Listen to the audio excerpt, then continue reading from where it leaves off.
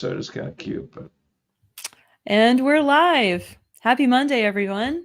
We have a special guest today. Pogo is out on a much-deserved vacation. I think it's his first time.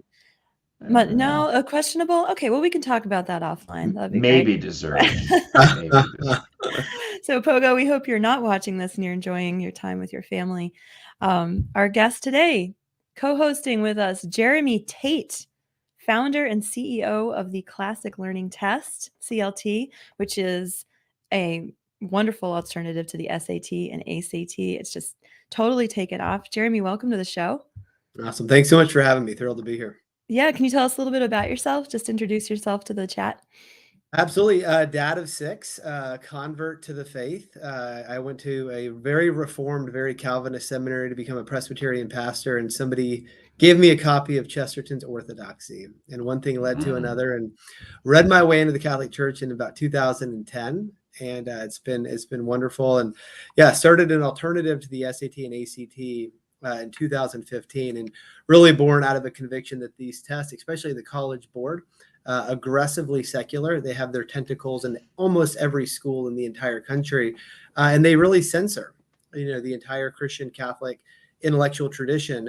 These are the tests that drive curriculum. I think AP U.S. History, AP World, they really diminish the contributions of the church. So the idea is to be a competitor that leans into the Catholic intellectual tradition and hopefully has that impact on curriculum as well. Awesome. Thank you so much. Yeah, we're excited to dig into the news with you. Jeremy is also a contributor to the CatholicVote book for God, Country, and Sanity, which you can order on our website. So, oh yeah, author, great, it's a great read. Yeah, I was at a homeschool event at a big Catholic bookstore gift shop here in Connecticut over the weekend, and the book was flying off the shelves. Mercer, you would have loved to see it. It was great. So, I mean, I'm sure after you autographed everyone's copy. And to the fathers on the call, fathers in the chat, happy belated Father's Day. Did y'all had a good weekend? Were you treated well by your siblings, your children? Oh my gosh, listen to me. It was wonderful. I kept calling it my birthday because my 2-year-old was. He made me a birthday card. I just owned it at one point. I said, "All right, it's my birthday. We're gonna go with this." That's awesome. That's great. That's great. Well, here's to the fathers. If anyone missed it, Brian Birch had an amazing column in National Review over the weekend commemorating Father's Day. So I'd urge everyone to go check that out. It was in the Loop this morning as well. So. Great words. Well, it was just great op-ed. It was his first Friday that he celebrated without his father because his father passed away last week. And obviously on Father's Day, we think about everyone who lost their father or maybe were neglected or whatever. Just as we celebrate, as we should, a good celebration, we always keep close to our hearts those who maybe have a difficult time or a relationship with their father. So it's Christian men out there got to do what you can, especially because, we see so much data out there that people see God through the eyes of their own father. So like if right. Kids don't have a good relationship with their dad, that can really, set them back a lot in life. Not that they can't overcome that, but it really does, it's sort of like starting with an extra weight on your shoulders if you don't have a dad. Sure. Absolutely. Yeah. So here's to the strong dads out there too. And thanks to my own father for really imaging God the Father to me my whole life. Shout out, Dad. Love you. All right. So we've got a good show today. We're going to talk about the Biden White House has some plans for the immigrants among us, and they're interesting. We're going to look at California, which is telling parents that they have no right to their children's information. So that'll be a good one as well. And we'll see where the conversation takes us from there. It's a great time here on LOOPcast. So tomorrow we have a big immigration event at the White House planned, and it's going to celebrate the 12th anniversary of DACA, which was, you'll remember, President Obama's Deferred Action for Childhood Arrivals program. And Biden is expected to announce his latest solution to the immigration crisis. It has an interesting name. It is called Parole in Place. And what Parole in Place will do According to CNN, which talked to some, backdoor people, what Parole in Place will do is offer work permits and deportation protections to unauthorized immigrants married to U.S. citizens who have lived in the United States for at least 10 years.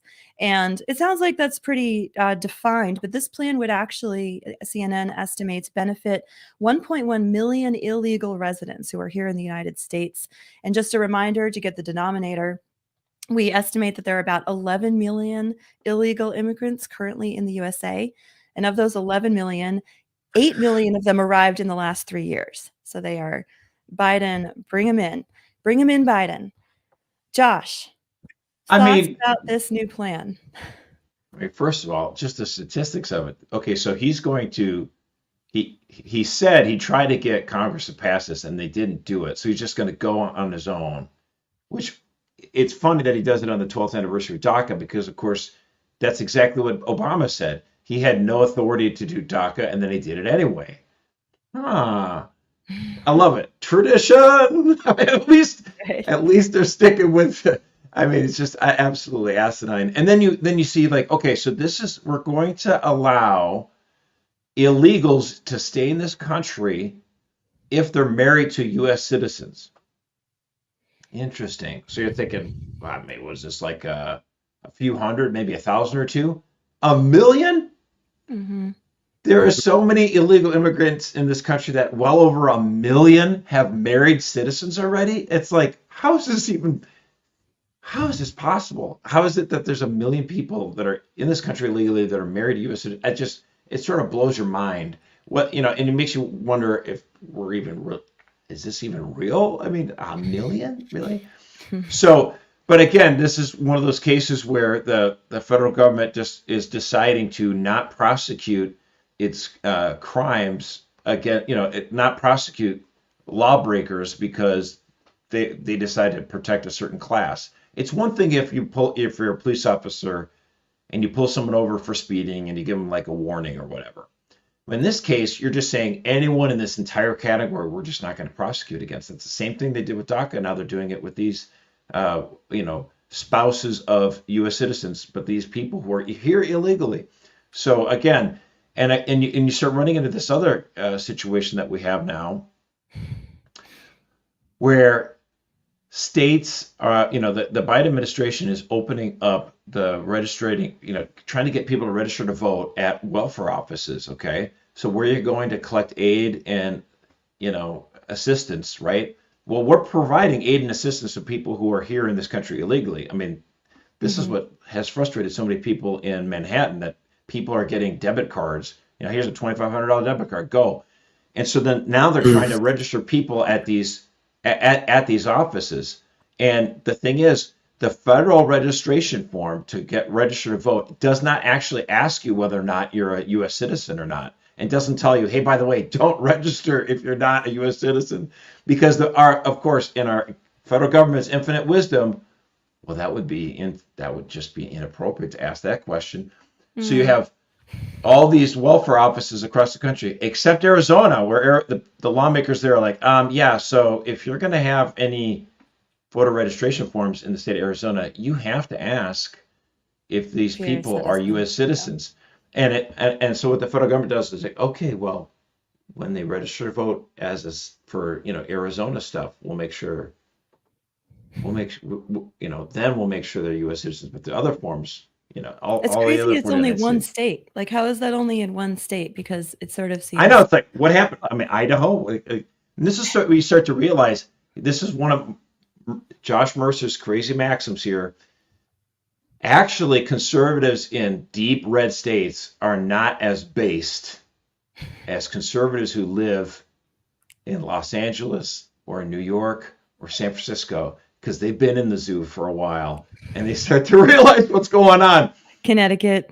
I know this is right? Yeah, Erica, you understand it well. And so, like Idaho, like everything's fine here. Why do we need to change anything? And it's like, no, dude, you need to wake up what's going on out in the world here and get ready and gird your loins for the battle that we have up ahead. But yeah, it seems that like with the voter registration issue, because when I first read the headline, I was like, oh my gosh, are the Bidens just like handing out voter registration forms to migrants, like at the shelters or something? But it's not. It's more like second tier than it's downstream from things like getting your driver's license or getting welfare.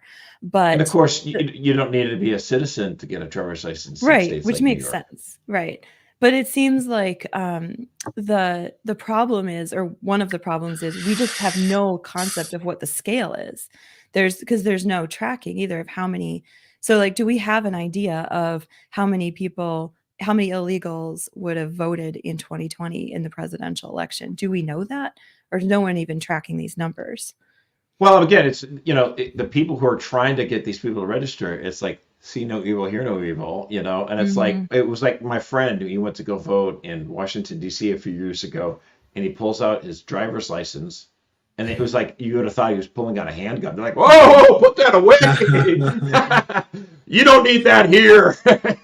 It's like, what in the world, what country allows you to vote without even proving who you are? It just, you have to buy, you want to buy cigarettes. I mean, look at me. I got a bald head and a beer gut, and I try to buy a pack of Coors, and they're like, I'm gonna need to see some ID, brother.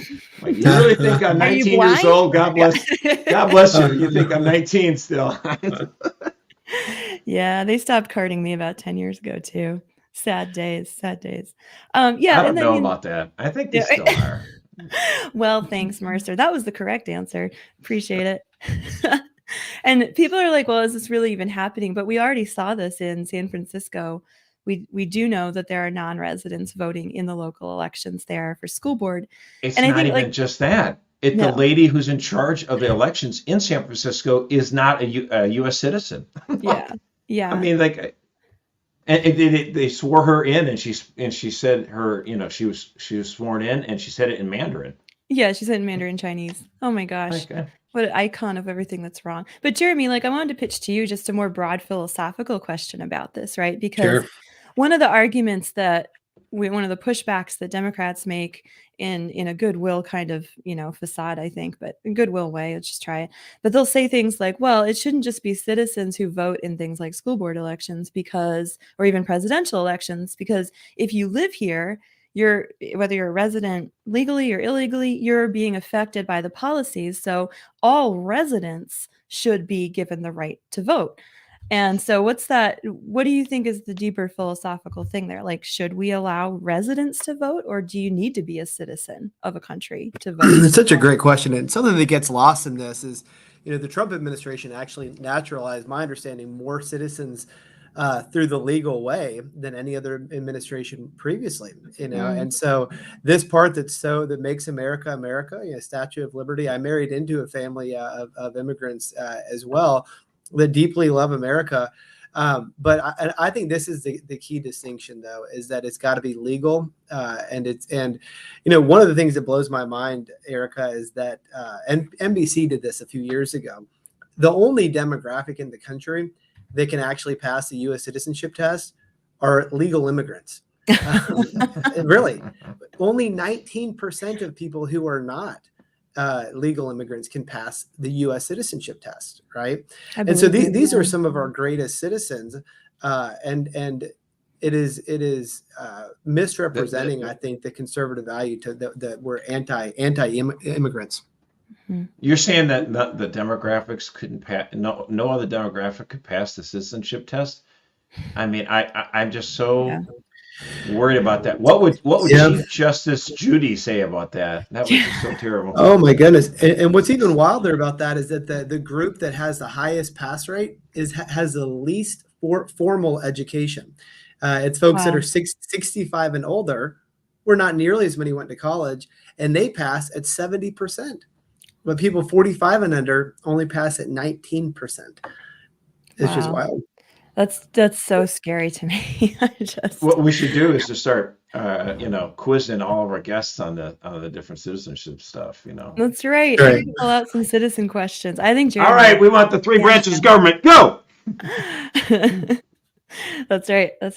Yeah, and I think too, like, as far as the citizens versus residents thing goes, like, a citizen of a country has the idea is that they have they have an investment in the future of the country.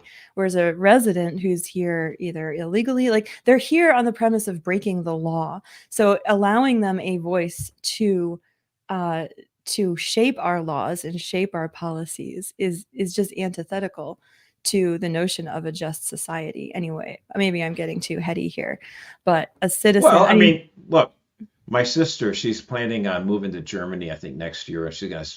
I'm like, oh, why? It's like, I love Europe. I want to go there. I'm going to spend a year living in Germany.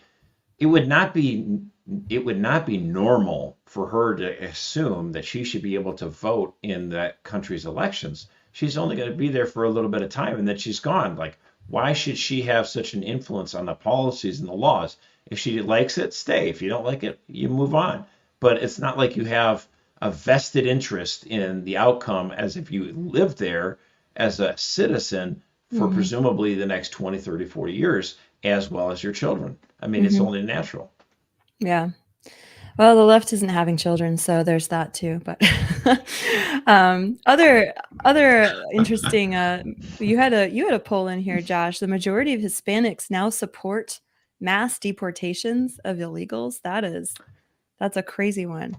Yeah, I mean, here's the thing. I mean, again, this is one of those things where when it comes to politics, you can never, poll questions can be kind of skewed or whatever. So I think they asked this question, I actually think the question isn't necessarily skewed or wrong per se, but you're not, I don't know. We'll see what happens when the rubber hits the road, but they did say, hey, would you, a majority of Hispanics favor mass deportation. That's 53% to 47%. Look along all these demographics, the percentage of people by, race who favor of it, like 67% of whites, almost 50-50. You got 47% of blacks. That's getting close to 50-50, right? And, even when you look at party ID, there's 38% of Democrats who even favor, mass deportation. I mean, how is it that the Democratic Party is all on board with mass deportation, and yet they're divided. Their voters are kind of divided on this issue. It's like but then what we'll see is if, let's say, Trump gets elected and he does institute policies of mass deportations, what's it going to look like on the nightly news? What's it going to, oh my gosh, the headlines are going to scream, and people are like, oh, I don't know. Now that I'm considered a meanie. So we'll see what happens when, it actually gets implemented. If I could, what I find so hypocritical about this as well is the demographic that's most negatively impacted by this are low blue collar Black American citizens who have to compete against undocumented that are happy to make below minimum wage. And you would expect, given the rhetoric, the Democratic Party would have a concern about that, but it doesn't seem they do. No. I don't think so. I mean, I think they've given up on blue collar families for a long time, and I feel like education is another aspect of that because, of course, when you get to the school choice argument, there's no question school choice is better for Black families, for Hispanic families. Yet the Democratic Party, who claims to be their spokesman and their champion, opposes school choice at every turn. In fact, the Wall Street Journal did a deep dive into the data here, and they found out that, so Ron DeSantis, he got reelected in a romp. He won by like 10 points or whatever it was, 20 points. In Florida, right. But the first time he ran for governor of Florida, he won by the razor edge. I mean, it was super close. And they said it was actually Black moms that voted for the Republican candidate instead of the Black Democrat because he was in favor of school choice. That's because they're like, you know what? Republicans in Florida have delivered on school choice, and we're going to support this party. And that's why I think, we're going to face a big fight next year in Texas when Greg Abbott finally, I think, will have the votes, and we'll be able to move forward on school choice in Texas. So that's going to be an epic battle next year. I'm looking forward to diving into that one. Do not poke the mom bears. They roar. I'm telling you, man, it's great. All right. Well, speaking of the education front, this is a good segue. California, get out, guys. California last week, the California Senate approved a bill that would bar school districts in the state from requiring teachers to notify parents if their child asks to go by a new pronoun at school. And this is under a bill the state legislature is weighing amid legal battles over the rights of parents and gender nonconforming students. That's straight from the AP, of course. You note the little AP lingo in there. But what happened was we had these local school districts in California passing regulations where if a child wanted to socially transition, quote unquote, go from being a boy to becoming a girl and blah, blah, blah. Not that that can actually happen. If they wanted to do this and they expressed this to a teacher at a school or a counselor at a school, then that teacher or counselor, according to these local regulations, had to inform the parents through the proper channels, because parents are the primary educators. Children belong to their families first, not to the schools. And now we see at the state level, the California legislature cracking down on these local regulations and saying, no, we have to hide. I mean, there was this is the emotional blackmail that goes along with all of these sorts of regulations. One of the witnesses who spoke at the hearing for this bill said, having a trusted adult is paramount to ensuring a queer kid makes it to their next birthday, right? So this is the old, like, your kids will commit suicide argument. This was a woman who acted emotional blackmail. They'll kill themselves if you don't let us do what we want. Yep. Exactly. And what it seemed to me as I was reading through the accounts of these arguments, Scott Wiener, Scott Wiener, of course, is celebrating because he loves hiding sexual confusion from parents. He says, what did he say?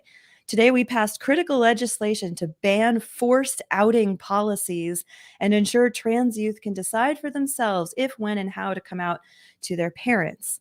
And it seems forced outing. Why is it? It's not forced outing. The person is themselves saying they have like a new pronoun. All this is saying is if everyone in the class and the teacher finds out about it, like maybe send an email to mom and dad. Hello. Yeah. Not crazy. Yeah, it's just this basic assumption that parents are the unsafe adults in the child's life and need to be kept out of this. That's it. Yeah, it's just insane coming from there. And Corey DeAngelis here with his tweet, you're fighting to keep secrets from parents. And it seems to me, again, Jeremy, I'm going to pitch this to you because you're the school guy, but it seems that this is such a warping of what a school is and what the government schools were founded to be. So I don't know if you want to speak to that a little. It's terrible. I mean, this is statism. This is communism, right? The kids belong to the state at the end of the day, right? Not to the parents. I mean, you quoted the Catholic Catechism a minute ago, Erica. Parents are the first and primary educators of their own children.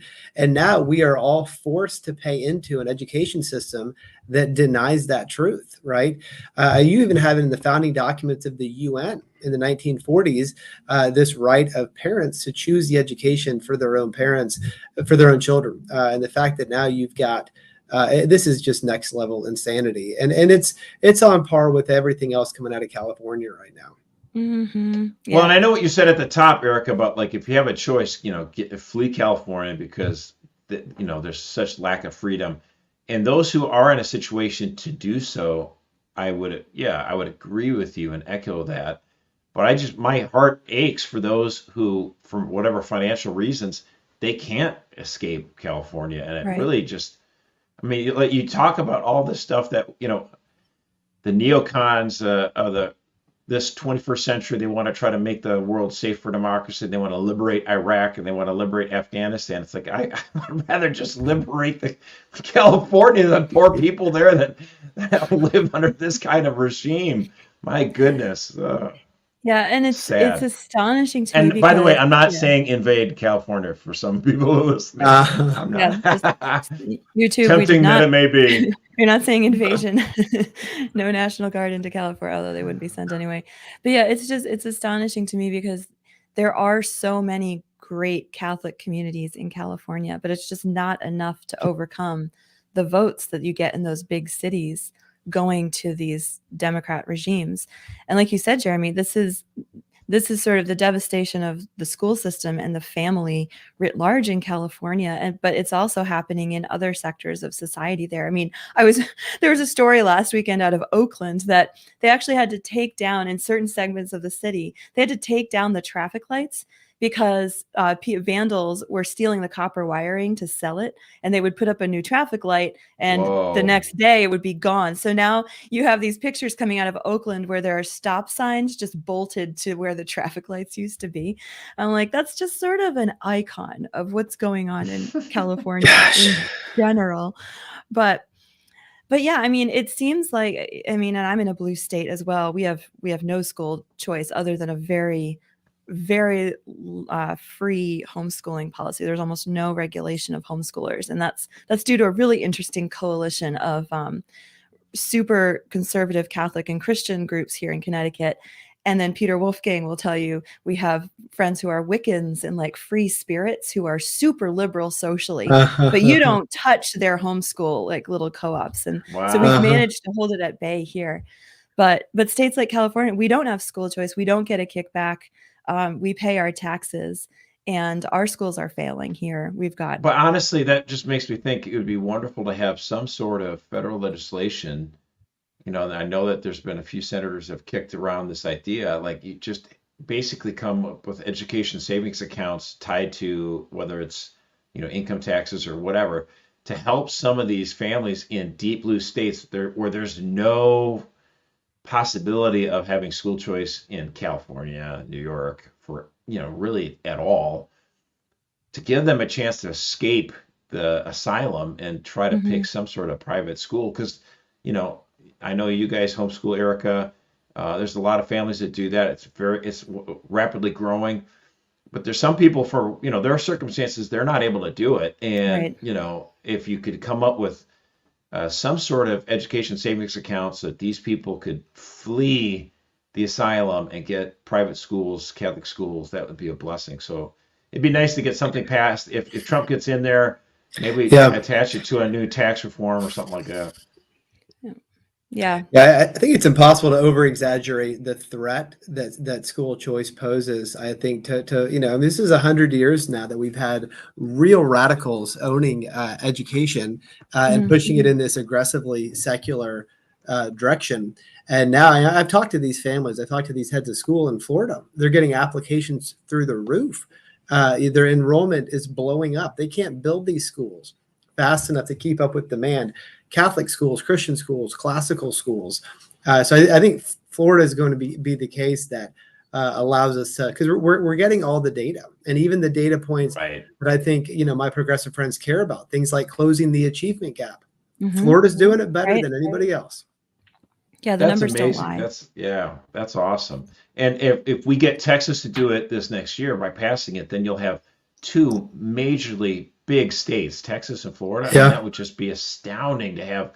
Obviously we like it when the smaller states, like Iowa embrace school choice, Arkansas, that's good. But like you get a state like Texas, you're talking millions and millions of students that can have a better shot at education. I love it. Yeah, that's awesome. And then you have the sharp contrast in places like Chicago, where the mayor gets rid of things like school choice, and you immediately see the effect it has on families who were in Catholic schools or even in private schools. He's axing all the charter schools in the name of this sort of equity, like everyone has to be equally miserable, right? Definition of communism. And you can go in and you read interviews with parents who are just devastated. They're like, how is my kid going to get out of the hood now? And yeah, so rough. I did want to turn a little bit to the university here. We had another walkout at Stanford University. Oh, what's this weekend? What happened here? This was a good one. Stanford U had their graduation, and this instead of having like a measly 30 people walk out, and Jerry Seinfeld just kind of laughs them off the stage. This was a big chunk of I think it was 250 to 300 kids got up in the middle of the ceremony shouting "Free Palestine." There they go. You can see them on the screen, those of you on the YouTubes. And they're just, "Free Palestine." They've got the keffiyehs and they're waving their banners and #brave and stunning. Yeah, Free Palestine. Good. I wouldn't pay for it. Exactly. And, we've talked about the protests quite a bit on the program, but Jeremy, having you on, I did, with your expertise in education, I did want to just get your take on the protests that we've seen at these universities at Columbia over the course of the last few months. And contrast that with what education's actually for. Oh yeah. Yeah. And I think St. John's College, Erica, is actually a great example, because St. John's in Annapolis is not a Christian or Catholic school. It's totally secular, but it's a deep dive into the Western intellectual tradition. And I'm on campus. Most kids are progressive, and you've got kids, atheists, agnostic, Christian, Jews, Hindus, everyone all across the political spectrum. But they're learning to have conversations about the things that really matter in a way that cultivates respect, listening well, and asking good questions. And the former president, Pano Canolas, he's a good buddy, said, look, St. John students, they don't protest. They understand that there's a higher and better way to go about this. So it reflects the poverty, I think, of the education that is now being offered up. We say that even about a place like Stanford, one of our, but these students are not being taught how to have real conversations. And they're also forced outside of the classroom into these online social media echo chambers where they don't ever really hear a thoughtful argument. I know that we're going to hopefully talk about Jonathan Haidt later, his new book, but his former book, The Coddling of the American Mind, he points out that, and this is a Democrat himself, Jonathan Haidt is, that at many universities, less than 5% of professors are conservatives. Wow. So students never interact. So much for diversity, right? Yeah. They're never exposed to counter views. And when they hear something that's counter to what they think, they totally lose their mind. That's what's behind all the campus protests, I believe. Yeah. Well, and it's interesting you brought up St. John's because that was a college that was started, it was the 20s or 1930s or whatever. And the founders of that college, they had it in mind. This is my Tim Kearney, my good buddy. He's an alumnus from the school. He said that the purpose of the school when they founded it in the 30s was to try to make man educated classically so that he wouldn't fall for the luster of communism. And the thing is, you look at it and you say oh, they're not even, they're not wanting to be involved in a protest like this. Yeah. And it's like when all these protests are going around the whole country, all these campuses, Hillsdale College put out a little tweet. No anti-Semitic protests that are accomplished for over 175 years. Yeah.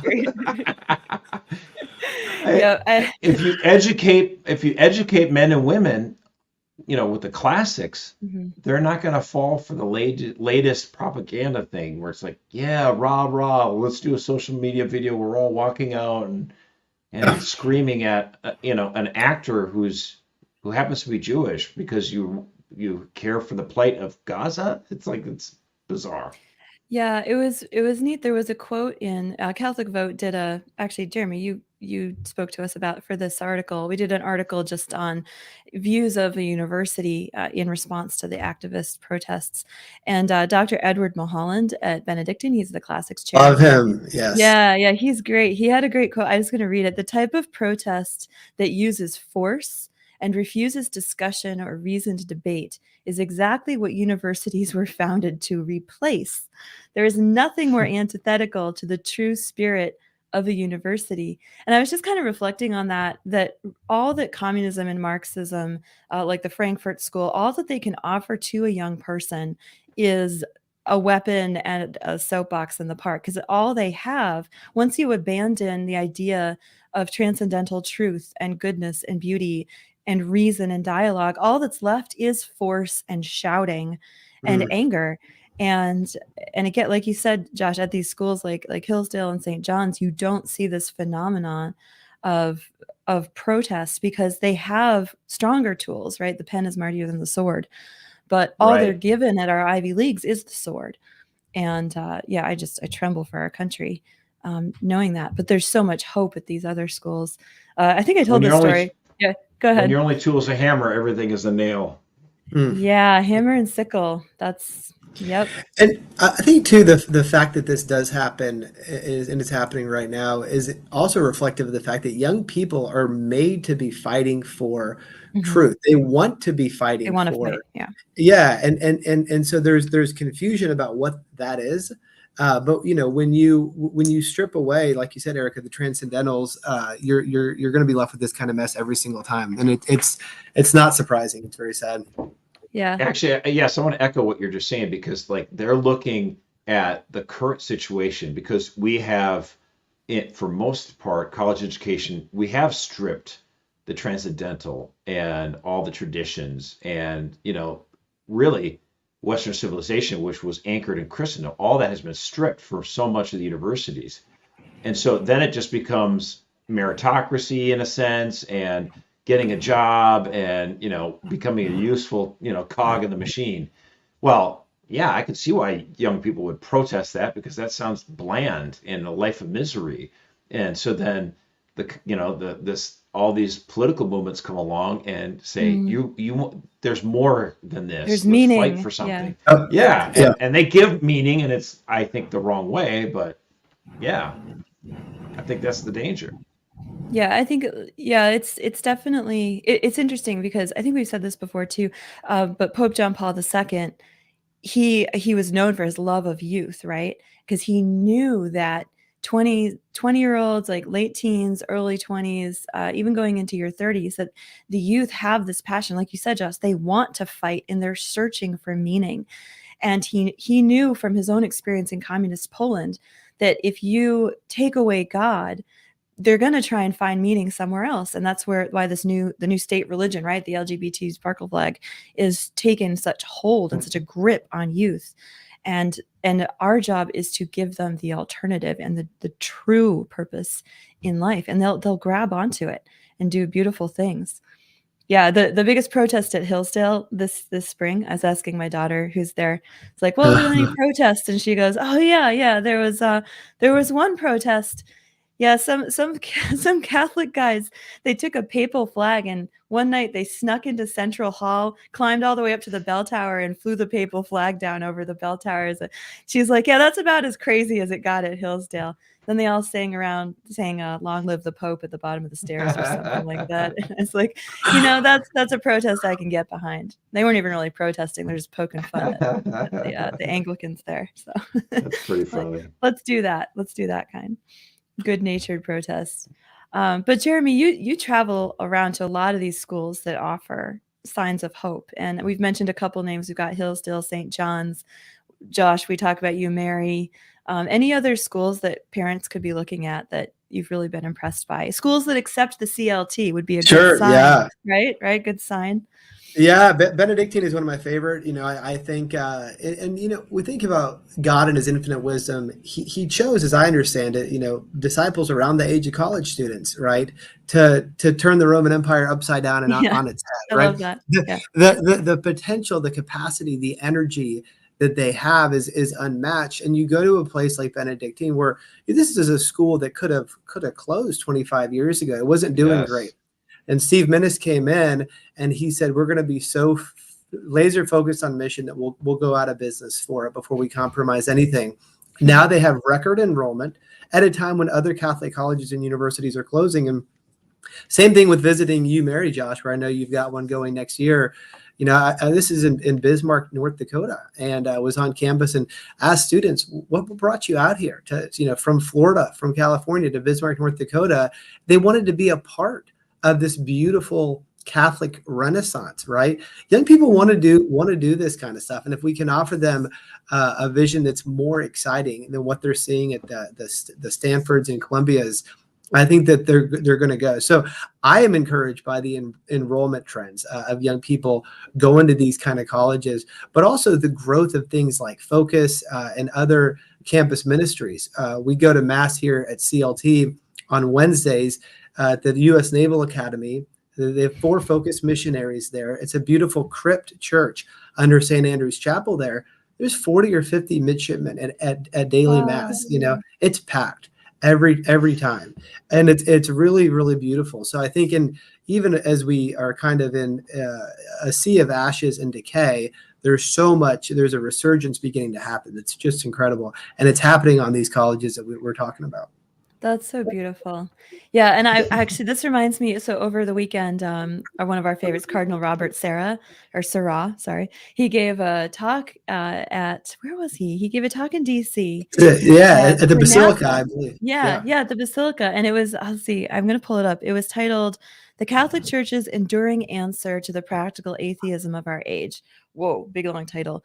But it was so encouraging because he's talking about how the church is dead in Europe, the faith is dead in Europe, dead, dying. I mean, he was just very, very bleak about it. But he said in two places he sees great hope for the church. And one is Africa, obviously, where the church is growing. And he says poverty is a great gift because it focuses you on what really matters. But then he said in the United States too. And I was amazed because, like you said, I think we often see all the darkness and the ashes and the ruin, and that is there, and we can't close our eyes to it. But there are so many signs of hope in the United States that even the great Cardinal Sarah sees them, and he's encouraging people. There was a sold out talk too, this huge venue. But yeah, he was just awesome. talking about that. I know. I mean, I have to say, when it comes to, there are different churches. The church in the United States is obviously different than in France or in Germany or whatever.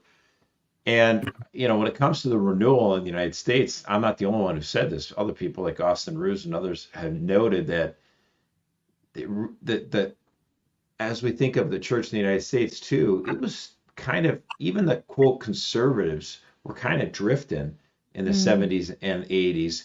And there was a real powerful moment in time. And I think it really was World Youth Day in 1993. And It wasn't even anything that actually John Paul II said, actually, ironically enough. He was there, and they had this, he's going to be shown the Stations of the Cross, and it was performed by like an androgynous, like semi-naked mime. And it was just like appalling. It was so stupid and gross. And Mother Angelica turns on goes right to the camera and just goes, "I am sick of you, liberal church. It's like She went you off. hate everything we got." She had the most holy rant ever, and it's so beautiful. And EWTN is almost kind of like still a little guilty about it. They're like, well, I mean, It's a little embarrassing. dude, it's awesome. It was Go turning watch the it on tables in the YouTube. temple. It was, It's so we gotta good. pull that She's up. like, I mean, she didn't do it, but you're like, rend the garments. She can't do it. She's none. But I mean, like, she was so angry and feisty and fired up, and that was the time where she's like, you keep knocking the church down. All you have is no negative. You never have anything positive. And that's when she decided that her nuns were going to go back to the more traditional habit. Mm-hmm. Mm-hmm. And it marked a change, and it really kind of awakened a lot of people who love their church, the conservatives in this country. And it really, I think, so many things have blossomed from that. So God bless Mother Angelica. We love you, girl. Yeah. And I love the story of Benedictine College, because that's a story of going, like you said, Jeremy, from lukewarm down. Like, it could have gone the direction of like Salve Regina here in the Northeast, or, even Georgetown. Or it could have gone that way, but you can turn around the story. The story can be a story of hope and resurrection. And Benedictine was a lot of those schools. That's true, because Franciscan University too. It was a similar story. And even, Hillsdale College is not Catholic. They had another thing, like 60, 70 years ago, it was just a kind of a college. And then like these guys, Mossy and George Roche, they turned that thing around. So like there are stories of renewal everywhere. And, we thank the good Lord for it. One that I didn't know about that I've just discovered recently is the University of St. Thomas in Miami. And this university was actually started in Cuba in 1940s. And Castro kicked the university out of Cuba, and the Archbishop of Miami welcomed them in 1961 to America's shores. But by the early 2000s, it was in decline, and the university was embarrassed by their story. It was too political. And then they hired a new president to try to save it in 2018. And he says, you couldn't make up a story this great. Yeah. The commies kicked us out of Cuba. We were embraced by the freedom-loving Archbishop of Miami. And now record enrollment, and there are 80% Cuban Catholic families They want to keep Oh, their kids in wow. the church. It's really beautiful what's happening there. I That's love it. exciting. Oh my gosh, I'm gonna go look it up. That's so exciting. I bet they accept the CLT too, right? They do. Yes. All right. Can you imagine getting a business degree from a bunch of Cubans that had fled, communist Cuba? I mean, these guys would know their stuff, man. Oh I'm yeah. telling you. Oh yeah. Yeah. I believe the kids call it based. I think that's Oh yeah. I know it's President Armstrong down there, and I've never heard a university president speak as powerfully and articulately against the horrors of communism as him, because he knows all these families that have been just ravaged by it. That's amazing. Yeah, firsthand knowledge. That was a That's good amazing. story. I love that. That's awesome. That's a great story. I'm gonna have the Loop team write an article. I know we gotta write it. Really We cool. gotta write it up for the Loop. Steven, get on that. Yeah. Okay. Speaking of kids, Jeremy, Josh needs some help. His kids are home for the summer. School's out. And Josh proposed that we discuss how to keep kids happy during the summer. So I'm a homeschooler. Josh, I want this, and you do both, right? So right. I asked this question because I figured I get some real good wisdom from good Catholic parents, so that's why I'm asking you guys. Oh, thanks. All right, Jeremy, what do your kids do in the summer? Yeah, what do we do? They stay outside. So we live right by the Chesapeake Bay, and they're about a block and a half where they can now take the boat out, or the older ones can. They can go fishing and crabbing, and so it's kind of all day every day. They're down there. They're being outside. They're being kids. So that's kind of our rules. Is keep the TV off. We'll do some family movies for sure, but just outside and as much unstructured as possible. Just we'll give our 2-year-old, even 2 and 4-year-olds, just hours down there at the community beach to just kind of follow their nose. And they may just be playing with the sand or playing with seaweed or something, but that time is really precious, I think. That's awesome. Yeah, I mean, I think unstructured time is such a gift to kids. I know that a lot of, I have some relatives who are like, okay, we've got every single week, we've got a different camp. And there's this one week where there's no camp and we don't know what we're going to do. What do we do? I know. And I'm like, that's like a slavery of a childhood where you have to be, you have to be scheduled and entertained all the time. And I love that families still can have summers where there's, just the freedom of childhood. And the freedom, being bored can actually be super fruitful. I've found in my kids, because they're bored enough and no one's going to play with them. So they have to just go pick something up and start tinkering with it. My son just picks up sticks and makes different weapons out of them and hits trees for hours and hours. I don't know if that's particular. I'm like, do you want to build something? I got him one of those American Boys handy books, how to build a fish trap or something in the river. And he's like, no, I'm just going to hit the trees with sticks. It's all right. I would agree with you. Boredom is good because the alternative is, a stupor where you're just droned into whatever electronic device you're on, and you're just sort of half alive, half asleep, half awake, and just that's no way to live. So boredom is at least, I'm bored. Great. You've just taken the first step towards an adventure. Figure out what that adventure is. Yeah. Go outside. The other thing I'd really love to recommend, and I just did an article on Saturday, Fox News dropped on covering a lot of the amazing summer programs that colleges have. Thomas Aquinas College, Wyoming Catholic, Benedictine, where for a week or two, kids are coming, they're getting a taste of, what would it be like to be at Thomas Aquinas College. They're reading the books, they're in the seminars, they're forming relationships with kids. In the case of Wyoming Catholic Peak, they're completely unplugged, 100%, and it's really wonderful. So I think it can be a little break for the parents as well, getting 1 or 2 of them out of town. My daughter did the one at Abilene Christian University. They went to Oxford for 10 days. She did this after her sophomore year, and it completely, it was super formative for her. So that's something I would certainly recommend as well. Yeah. So, and they're actually really affordable programs. If you compare them to other camps and the fees that are involved, they're pretty affordable. So definitely check those out. Christendom College has a really good one as well for your older kids. And always a book challenge. I always love a book challenge for the summer. Pick out some books to read. Tell me about them over dinner at night. It's a good conversation starter. CatholicVote has some book lists for different groups of ages of kids. So check out CatholicVote's book lists, recommended reading. And my high schoolers go to Chesterton Academy, and they actually have books that they assign for reading over the summer. So they have to read stuff over the summer, and they're expected to have a report on them when they come back to school in September. All right. So reading, boredom, and when you're older, classical camps. I mean, sounds good. Actually, CatholicVote also did a summer camps for younger kids. A couple of listicles we've got there. So you can look for those in the loop as well. Okay, we move into the Twilight Zone. Twilight Zone, Josh. Yep. Oh, I get to go first? This is such an honor. Yeah, you get to go first. Jeremy, you'll be second. All right. So Chuck Schumer is a man of the people. He is the Senate Majority Leader. I love it. What did he do? And he's so excited. He was spending Father's Day, and his daughter got a new place so he can go out into the backyard and grill. And so he gets out the grill, and obviously Chuck Schumer is such a man of the people. He understands the man. And so he gets a picture taken of him, and there he is at the grill. Check this out. He throws a piece of cheese on a raw piece of hamburger meat. Bro. He actually, I can't get over this. Oh, this is awesome. Maybe let it cook a little bit longer before you throw on the cheese there, Chuck. I mean, I love this. I mean, obviously, he's not an Orthodox Jew anyway, because you're not supposed to put cheese on hamburger meat, but we're going to let that one slide. I'm guessing he's Reformed. He's going to be okay with not being kosher. But yeah, he's obviously never done any grilling before because, there he is. He deleted this post. He actually did delete it. He was so embarrassed by it. As the people online were barbecuing him, as you will.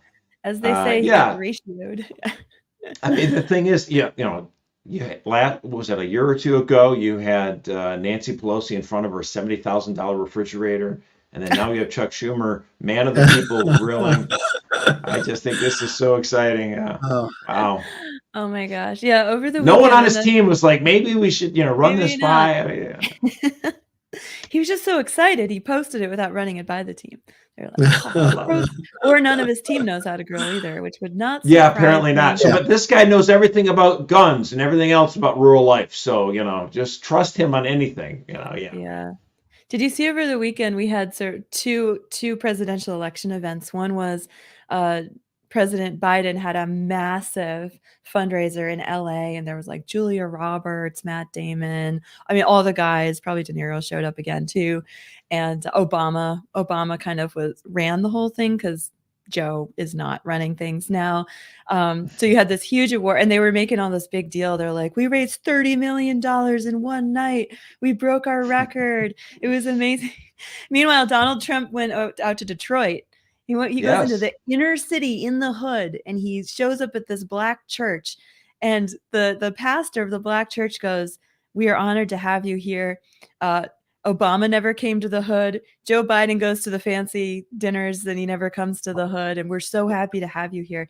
And the Trump campaign pointed out that since the conviction, since he became a felon, they've raised $300 million. So the Biden campaign, man of the people, Chuck Schumer, man of the people, they're just not getting it done. They're going to have 10 of those LA events just to match the conviction. To keep up, yeah, just to keep up. But again, I would always say, when it comes to presidential elections, money is not really that big of a deal. It's really a message. Do you have the right message? Can you connect? And in 2016, Trump had a message. In 2020, it got muddled. Even the whole ballot stuff, just with COVID, he was caught flummoxed. Mm-hmm. But I think he's on the straight and narrow this time, and he understands what is it that he's trying to accomplish. So I think he's got, he's back in his element again. He's better as an outsider, I guess. Yeah, he is better as an outsider. All right, Jeremy, Twilight Zone. All right. Yeah. So I got to go back to the previous conversation. Another plug for fishing. I think in addition to great books and classical camps, I don't think there's any activity that cultivates the virtue of patience like fishing. Yeah. Even my 2-year-old, we're like, fishing is all about what? It's all about patience. And you sit there for 2 minutes and you get your little perch. So have the kids fish. A book I just really want to plug. Everybody's talking about it. Jonathan Haidt's new book, The Anxious Generation. It's in some ways disturbing. It's so interesting to me that I was just at the Society for Classical Learning conference. Everybody's talking about it. People are talking about it from the main stage. I mean, here's a center-left Jewish atheist who is actually being the voice of common sense about cell phones for, where I think maybe the church has failed to do so. And he's got some really practical advice. But what's so hard in this book is he kind of chronicles what happened when we transitioned from what he describes as a play-based childhood to a phone-based childhood. And he really marks the year 1996 as the first year where those kids grew up social media on their iPhone. And these kids got to college in 2014, and they were basket cases. It was you talk to any professor, and they remember it. This group in 2014 was just different, and they had all kinds of issues, anxieties. These are the groups that protest, right? Because they've been forced into these social media echo chambers where they don't have real conversations. They don't hear contrasting views. So really powerful. And I think this could raise, this is the kind of thing, and I've experienced this as a dad. If you've got an eighth grader and they say, and we've got our kid at a classical Catholic school, almost every kid in my school in eighth grade has an iPhone, except me. It's so hard for the parent to hold out. But when we can work collectively together, and schools can really do this, especially, the head of school can urge families, don't get your kid a smartphone until high school or whatever. It's really crucial, I think, for formation. So I'd highly recommend it to your audience here. All right. That's awesome. Yeah, it's really interesting. Our homeschool group does a massive musical production every summer, and we just had it this past weekend. And there's 140 kids in it. There's like 70 families involved, and it's like top-notch outdoor theater in the summer. It's great. But we always encounter people bring their extended family, friends come from parishes who've never been to anything like this. And at least 3 people came up to me after the final performance, and they're like, this is amazing. I had no idea this existed in Connecticut. And then they're like, and the kids aren't on phones. There's no phones anywhere. And it emphasizes for me, as someone who gets to live in this Catholic bubble, that outside in the world, phones are so ubiquitous, starting at such a young age. And yeah, you hang out with more extended family during the summer, and I see my nieces and nephews, and they've got phones in their hands, like the whole conversation, 10, 12-year-olds. And it's a good reminder that I love that you say that, Eric. I had such a memorable experience at Wyoming Catholic College, and I was honestly trying to figure out, like, what is the deal with these kids? Like, they're so present, they're so into each other, they're not fidgety. And then I was like, oh yeah, they have no cell phones here at all. And it was almost like interacting with a different species of human. I'm not kidding. Like they were just different humans. I mean, that's how much. And because everybody that we interact with, or most people, are on these devices as well, we forget how much, some ways, they have taken from us in our ability to be really, really present with one another. Yeah. Scary times. Yeah, I find myself getting fidgety when I have my phone on me too. I don't like that. I'm glad you said that. I need more time away from the phone. What are you talking about? Fidget. All right. No, but that's why I thought that's why Franciscan University tried to experiment, like giving scholarships to kids that would give up their smartphones. I thought that was they gave up their smartphones, and now they have so many kids want to be in that program. They don't have enough money for it, but kids are voluntarily, even for no scholarship, giving up their cell phone because their friends are so much happier. It's great. It's awesome. All right. I'm going to go a little darker for my Twilight Zone because I'm really into like ancient apocalypse stuff. So when I, to indulge, I watched Graham Hancock's like Ancient Apocalypse on Netflix. It was cool. So I'm really into like the Mayans and the Aztecs and all that. And it was a dark time, speaking of the dark time. And in fact, it was so dark. This came out over on June 12th. So last week, Katie Hunt at CNN, young woman, wrote an article on ancient DNA reveals unexpected finding. Who were the victims of Maya sacrifice? And it's a very terrible story.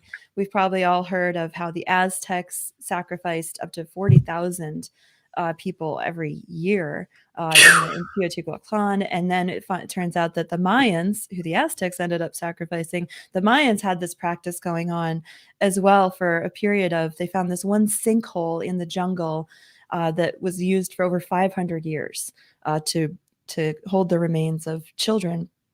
And it turns out that most of these children were 3 to 6-year-old boys they were sacrificing.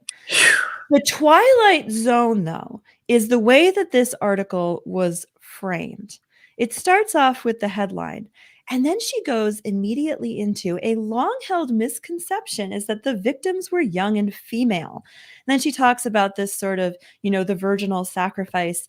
She talks about there were a lurid notion that the Maya only sacrificed young women or girls is largely a myth. And it goes on. The way that it's framed is that somehow this is comforting, that it was this lurid misconception. It was actually just little boys. So everything's okay and peachy is the message that comes across on this. And she interviewed this professor of a researcher of sociology, Parkera, and he goes, I think we have to remember that death and everything that these rituals imply were completely different to us because we have a very different view of the world than the one that the Mayans had. He says, for them, it was not losing a child, not losing one of their kids, but an opportunity given by whatever forces to be part of this special burial. And to me, as a mother, that is the most elitist, snobbish, stupidest take on this. Well, these Mayan mothers didn't suffer the way we would have suffered because they saw it so differently. And again, it's just this like elitist, liberal, extreme progressive take on history that it is so coexist that now we are even going to tolerate child sacrifice in the Mayan. And this was going on for 500 as long as it's years. done under DEI principles, right? Right. As long as it was boys. Like, I mean, it just the whole thing. This is where it's like it gets to be kind of funny because, or ironic at least I should say, because then, liberals who read their history, like, how is that Cortez was able to come in and conquer these people? Mm-hmm. And like, how did not all the other tribes in a matter of months, kind of join together and stop him? And it's like, no, brother, you don't get it. All the other tribes joined with Cortez because they realized the evil that was going on. They wanted to be liberated. They saw the invaders as heroes because they're taking out these evil pagans that were killing babies left and right. Like, yeah. Yeah, and those tribes didn't see this as some great honor that their children got to be sacrificed on the steps of the pyramid. Those mothers and fathers were suffering, and that's why they joined Cortez to fight back. Wow. And again, this just brings back, what is the mark of a Christian civilization? There are all kinds of marks we can talk about. We can talk about education, hospitals, care for the poor. But the mark is every other civilization. What do archaeologists find? They find the bodies of babies, of children who have been sacrificed. And once that changed in ancient Rome, those mass burial sites disappeared. Louise Perry covers this in her work over at, she talked about it in First Things. She talks about it on her podcast all the time. It's a Christian civilization when mass burials of infants disappear. And the sad thing is we're back there now because now, we just destroy the bodies. Now we burn up our aborted babies because no one wants to see it. But that's how we'll know when we've returned to the light is when all of those children will know we are Christians when those are gone. That's right. That's right. Forget the Haagen-Dazs mass song. We'll know they're Christians by their love. How about we don't kill our children? That's what we do. And I'm going to end on that note because I think I better just stop at this point. But for those of you who want more of this great conversation, we do this every Monday, Wednesday, Friday, 11 a.m. Make sure you're subscribed on the YouTube channel. Please leave us a 5-star review. If you're going to leave us a 2-star review, we like to hear from you as well. We've actually had people leave really low reviews. We address your concerns, and then you come back and change your review rating. So we want to hear from everybody, whatever you think of what we do here. So leave us a review. Make sure you subscribe. We are on all of your podcast platforms as well. If you have friends who've never heard of The Loop or LOOPcast, what are you doing? Make sure you send them the link, share the good news. And Jeremy, thank you so much for joining us. Oh, thanks. What an honor. I meant to get in at the beginning here that even when I got a chance, to do the New York Times and the Wall Street Journal. Yeah, you're a big deal. Way more people in my parish. Nobody watches those things or listens to those things. Everybody in my parish is like, oh my gosh, you were on the Loop podcast. And so like y'all are making a huge impact. Seriously, what an honor. Well, to sit thank down you. with you. Thank you so Thank you. much for the invite. Likewise. And you're like Well, one of and those you're guys on the front lines, like you're doing something. So we love to doing talk. great work, classic Yeah. learning test at CLT. Thank you, Josh. I'm involved at Chesterton High School here, and we promote the CLT every time. Yeah, it's great stuff. All right. Now, as always, we're going to Awesome. end in prayer. St. Fidelis, St. Thomas More, Our Lady of Guadalupe, pray for us. And we'll see you next time. Thank you so much.